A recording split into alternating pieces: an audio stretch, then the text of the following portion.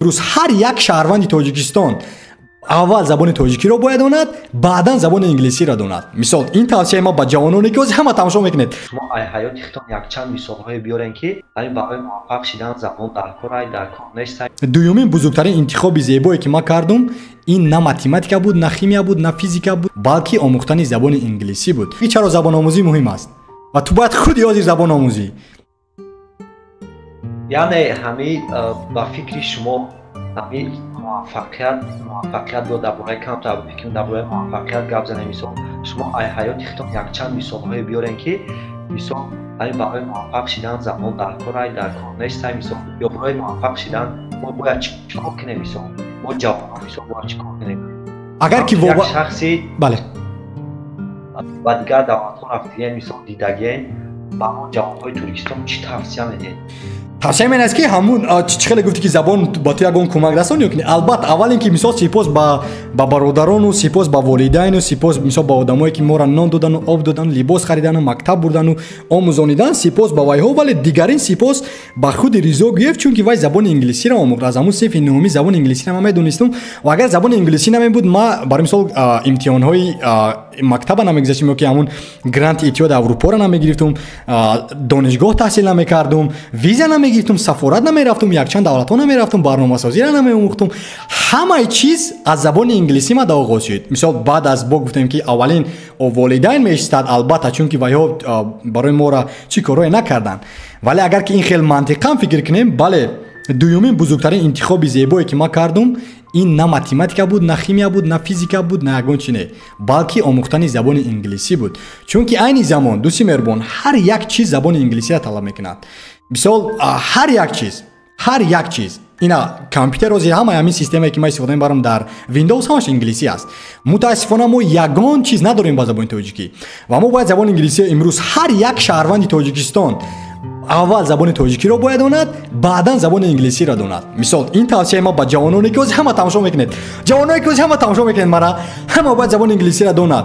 اگر که زبان انگلیسی را همه دانید، بعد مثال اول زبان تاجیکی، دوم زبان انگلیسی، زبان روسی را نآموزید، زبان انگلیسی را فقط آموزید.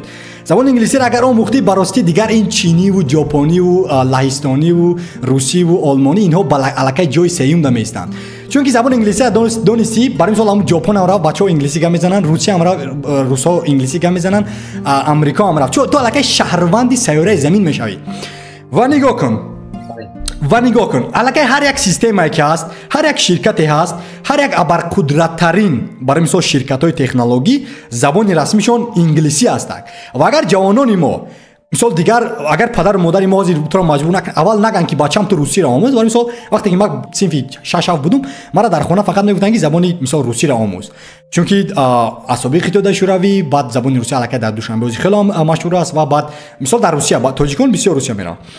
ولی اگر که حاضر ما فکرانی ما این است که باید همه انگلیسی را آموزد. هر یک شهروند تاجیکستان باید که وظیفه جانی و ایمانی و وجدانی وای باید باشد که زبان انگلیسی را آموزد دوم بعد از زبان تاجیکی.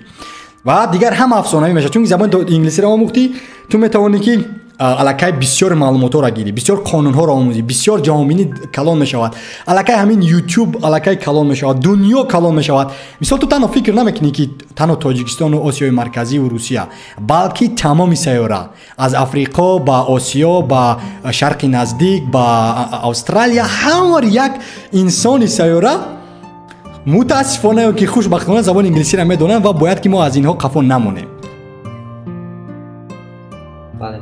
در همین زبان انگلیسی که بزرگ سبب شد که شما رفتین در دیگه دولت‌ها خوندین و همین صاحب کسبی همین زبان انگلیسی بود که هم کردن 100% اگر انگلیسی نمیبود ما امروز جای کار نمیگرفتم در شرکتی که برای مثال شرکتایی که والوا گروپ دیدم ما رفتم، دانشگاه من با زبان انگلیسی بود چون که در این کشوری که ما زندگی دارم زبان رسمی لهستانی است و برای مثال زبان لهستانی ما به درجه زبان انگلیسی زبان نیست.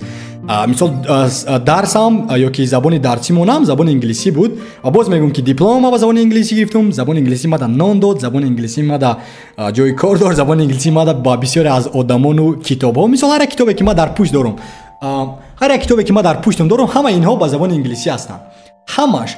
و متاسفانه ما با زبان تاجیکی کم کتاب میخونم ولی زبان انگلیسی بسیار نویسنده‌های زیبا دارند و بله با ما زبان انگلیسی پسند است. کرد.